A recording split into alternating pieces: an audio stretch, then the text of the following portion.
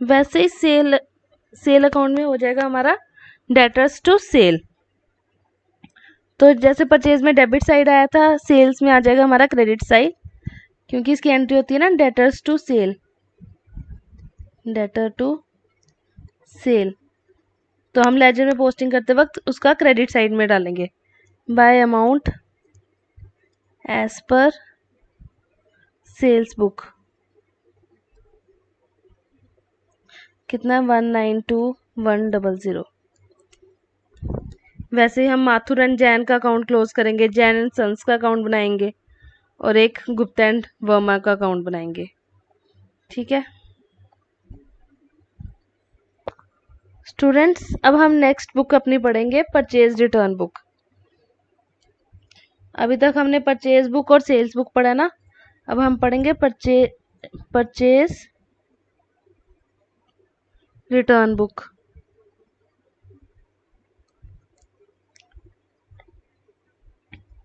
Student, purchase return book को हम return outward book भी बोलते हैं, रिटर्न आउटवर्ड बुक भी बोलते हैं। इसको रिटर्न आउटवर्ड बुक क्यों बोलते हैं? क्योंकि जब हम परचेज करते हैं तो हम बाहर से सामान ला रहे हैं, तो अगर हम इसको वापस करते हैं, रिटर्न कर देते हैं, तो हम गुड्स को बाहर भेज रहे हैं, इसलिए हम इसको रिटर्न आउटवर्ड बुक भी बोलेंगे।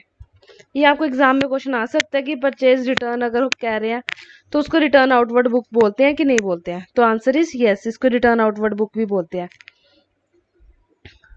अब एग्जाम्पल लेते हैं। अगर हमने परचेज की है, परचेज अकाउंट डेबिट, क्रेडिट पे परचेज किया हमने राम से 500 रुपीज के गुड्स, ये अभी हमने परचेज किया। स्टूडेंट, अगर हमने ये वापस करने हैं गुड्स अपने, तो हम इसकी क्या एंट्री पास करेंगे? रिटर्न की। हमने गुड्स को बाहर भेजना है, तो हम इसकी एंट्री क्या पास करेंगे? रिटर्न की एंट्री हो जाएगी Ram account debit to purchase return.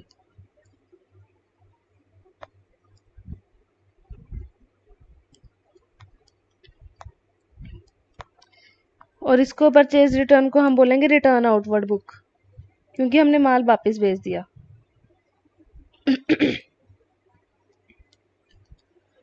Student, एक कंसेप्ट होता है डेबिट नोट। डेबिट नोट, ये भी क्वेश्चन आपको आ सकता है। डेबिट नोट क्या होता है? जब हमने उधार पे सामान खरीदा तो हमने एंट्री पास की purchase account debit to Ram. अगर यही सामान हम वापस बेच रहे हैं तो हम एंट्री उल्टी रिवर्स कर देंगे इसकी, राम को हम डेबिट कर देंगे टू परचेज रिटर्न। हम एक नोट, जब हम माल वापस भेजेंगे उसके साथ साथ हम एक नोट भी उस पर्सन को भेजेंगे, सप्लायर जो भी होगा हमारा, राम को एक नोट बेचेंगे, राम को एक नोट बेचेंगे हम।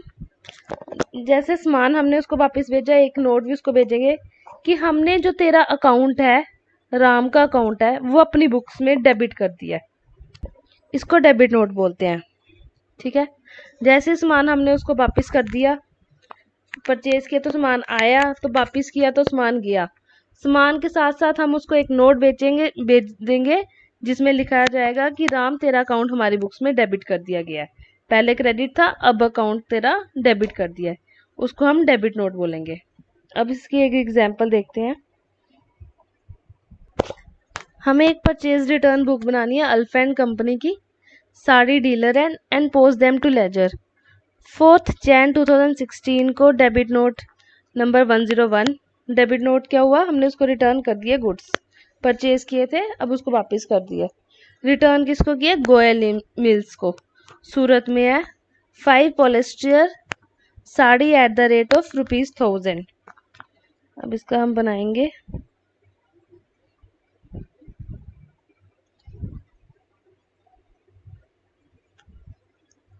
परचेज। स्टूडेंट्स, से आपको काफ़ी क्लियर हो जाएगा सारी बुक्स अपनी एग्जाम्पल करने से। Date, debit note,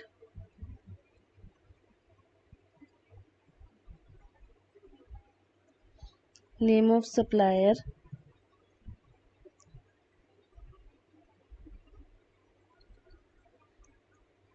LF, ledger folio, amount. Date कितनी थी? 4 June. Debit number 101, Goyal mills, Surat को वापस किया हमने गुड्स। कितने के? 5000 के। सॉरी, सेकेंड एंट्री आ गई हमारी 9 जैन 2016। गर्ग मिल्स को हमने रिटर्न किया है, कोटा में है। हमने गुड एक्सेप्ट किए थे उससे, जो हमने परचेज किए कैश में। अगर हम कैश में परचेज करेंगे, अगर वो वाले गुड्स अगर हम रिटर्न कर रहे हैं, तो स्टूडेंट्स वो हमारे परचेज रिटर्न बुक का पार्ट नहीं बनेंगे, वो हमारे कैश बुक का पार्ट बनेंगे। इधर लिखा ना which were purchase for cash, इसलिए हम इसको कंसीडर नहीं करेंगे अपनी परचेज रिटर्न बुक में। थर्ड आ गया 16 जैन 2016। डेबिट नोट नंबर है 102। Return to Mittal mills Bangalore. 5 silk की साड़ी है जो 2600 रुपये में खरीदी हुई है। ये हम करते हैं इधर 16 Jain 102 debit note, Mittal mills Bangalore. ये आ गया 13,000। ठीक है। फोर्थ वाली एंट्री है 30th जैन 2016। रिटर्न किया 1 computer being defected at the rate 35,000 to B and company. अब स्टूडेंट हमने रिटर्न क्या किया? देखो, कंप्यूटर रिटर्न किया है। कंप्यूटर क्या है? हमारा फिक्स्ड एसेट्स है। अगर फिक्स्ड एसेट्स रिटर्न कर रहे हैं तो ये हमारा परचेज रिटर्न का पार्ट नहीं बनेगा। ठीक है। इसका अब हम टोटल कर लेंगे, ये बन गया 18,000। स्टूडेंट्स एक और एग्जांपल है परचेज रिटर्न की, रिटर्न आउटवर्ड बुक भी बोलते हैं इसको। तो इसमें है 20 नवंबर को हमने एक राजेंद्र प्रकाश एंड सन से कुछ परचेज किया था, उसको रिटर्न किया है। 136 इंचज उषा सीलिंग फैन है, 200 का ट्रेड डिस्काउंट हमें 20 रुपीज़ मिला है, तो हमने 180 रुपीज़ पे किए थे उसको, वो हमने रिटर्न कर दिया गुड्स। और एक है मॉडर्न इलेक्ट्रिक कंपनी से हमने परचेज किया था 100 का, वो भी रिटर्न किया। पहले तो हम परचेज की एंट्रीज की पास करेंगे, उसके बाद रिटर्न की एंट्री पास करेंगे, उसके बाद मैं आपको बताती हूँ उसकी लेजर में पोस्टिंग कैसे होगी। अगर हमने परचेज करते हैं स्टूडेंट इससे, तो हम एंट्री के पास करेंगे परचेज अकाउंट डेबिट टू, कितना परचेज अकाउंट डेबिट होगा? 280 रुपीज़ से। ट्रेड डिस्काउंट माइनस करके आएगा, क्योंकि वो हमारा परचेज का पार्ट नहीं बनता। आपको कल बताया था ना मैंने लास्ट क्लास में कि ट्रेड डिस्काउंट हमारे परचेजेस का पार्ट नहीं बनता, कैश डिस्काउंट हमारे परचेजेस का पार्ट बनता है। टू राजेंद्र प्रकाश से परचेज किया 180, और मॉडर्न इलेक्ट्रिक कंपनी से परचेज किया 100 रुपीज़ का। ये परचेजेस की एंट्री है स्टूडेंट। अगर यही चीज़ हमने रिटर्न कर दिया है, तो हम जिनको हमने क्रेडिट किया है उनको हम डेबिट कर देंगे। राजेंद्र प्रकाश को डेबिट करेंगे 180 से, मॉडर्न इलेक्ट्रिक कंपनी को कर देंगे 100 रुपीज़ से debit. Debit debit to purchase return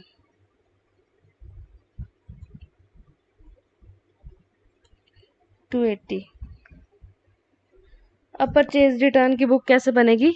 इसको रिटर्न आउटवर्ड बुक भी बोलते हैं हम, रिटर्न आउटवर्ड बुक। सबसे पहले हम रिटर्न आउटवर्ड बुक की बना लेंगे। स्टूडेंट ये वर्ड याद रखना, एग्जाम में पूछ सकते हैं।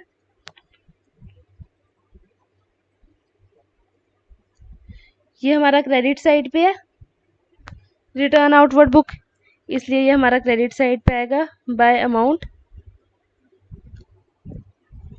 रिटर्न आउटवर्ड अकाउंट बना, by amount as per return outward book. Credit side पे तो क्रेडिट साइड पे इसका पोस्ट करेंगे हम इसको 280 रुपीज़ से। और ये जो डेबिट साइड, डेबिट में है ना, राजेंद्र प्रकाश और मॉडर्न इलेक्ट्रिक कंपनी, राजेंद्र प्रकाश, इसका क्या करेंगे हम, टू रिटर्न आउटवर्ड, कितने से है, 180, ठीक है। और मॉडर्न इलेक्ट्रिक को भी डेबिट करेंगे हम, modern electric company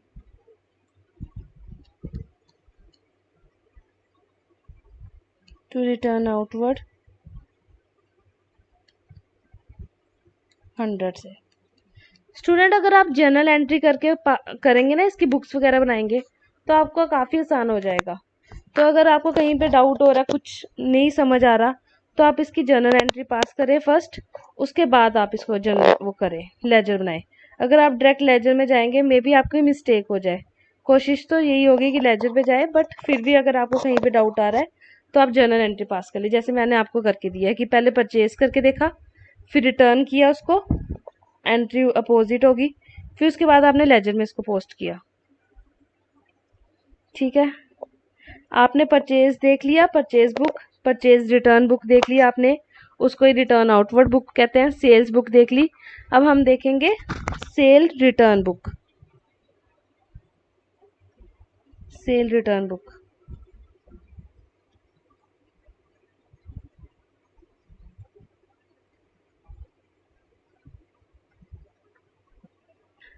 cell return book को रिटर्न इनवर्ड बुक भी कहते हैं, क्योंकि अगर आप सेल करते हैं तो गुड्स बाहर जा रहे हैं आपके, अगर वही गुड्स आपके वापस आ रहे हैं तो वो आपके इनवर्ड, आपके बिजनेस में आ रहे हैं।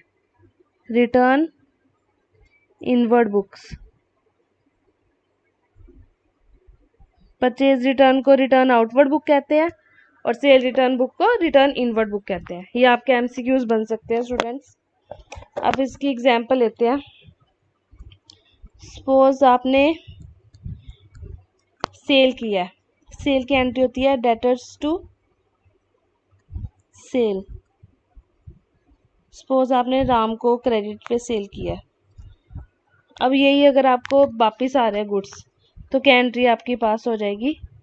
राम जो आपका डेबिट हुआ है उसको आप क्रेडिट कर दोगे, राम अकाउंट, और सेल जो आपने क्रेडिट किया है इसको सेल रिटर्न भी कह दोगे आप, या return outward, return inward book भी कह दोगे, रिटर्न इनवर्ड, ठीक है। स्टूडेंट्स, जब सेल रिटर्न होती है ना, तो हम एक क्रेडिट नोट इशू करते हैं। एग्जाम्पल जैसे मैंने लिया है कि हमने राम को सेल किया है, हमने जब गुड्स राम को बेचे हैं, वो हमारा कस्टमर है राम, उसको हमने गुड्स बेचे हैं। सपोज उसको पसंद नहीं आया हमारा सामान, उसने हमें सामान वापस भेजा।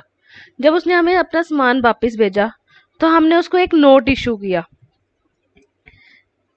ठीक है। हमने उसको कौन सा नोट इशू किया, क्रेडिट नोट।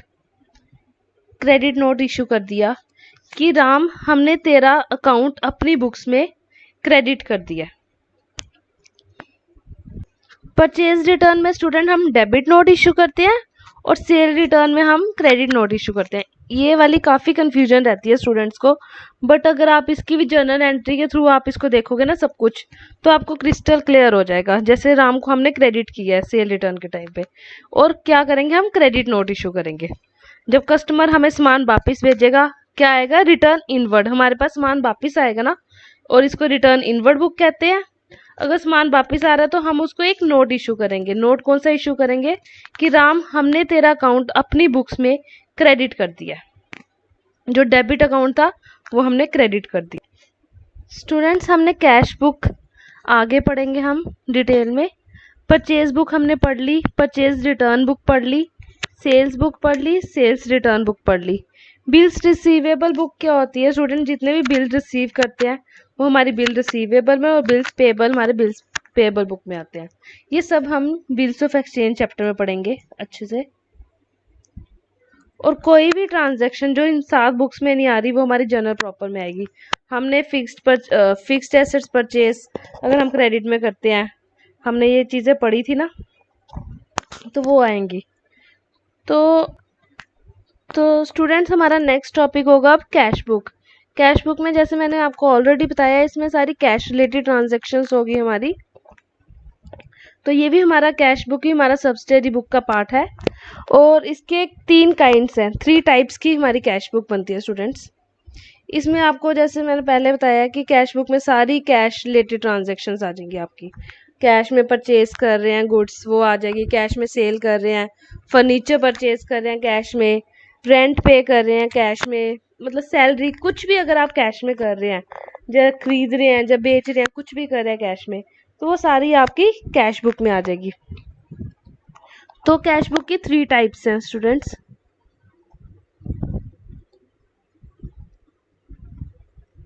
आप इसको काइंड्स भी कह सकते हैं और टाइप्स भी कह सकते हैं।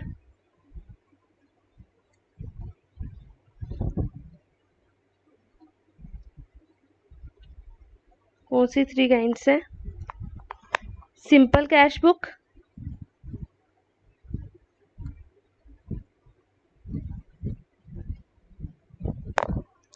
To column cash book,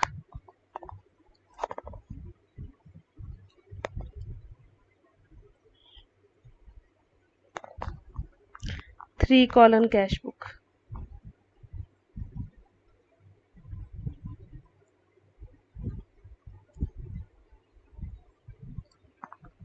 simple cash book में स्टूडेंट हमारे टी शेप अकाउंट बनता है। जैसे हमने सिंपल लेजर का अकाउंट बनाते हैं ना, वैसे बनता है। इसमें टी शेप अकाउंट बनता है। Date, particulars, ledger folio, amount, और इधर भी डेबिट साइड होती है और ये भी क्रेडिट साइड होती है सिंपल कॉलम की।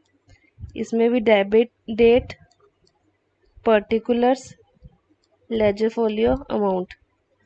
इस साइड सारी हमारी रिसीट्स आ जाएंगी डेबिट साइड, और क्रेडिट साइड हमारी सारी पेमेंट्स आ जाएगी।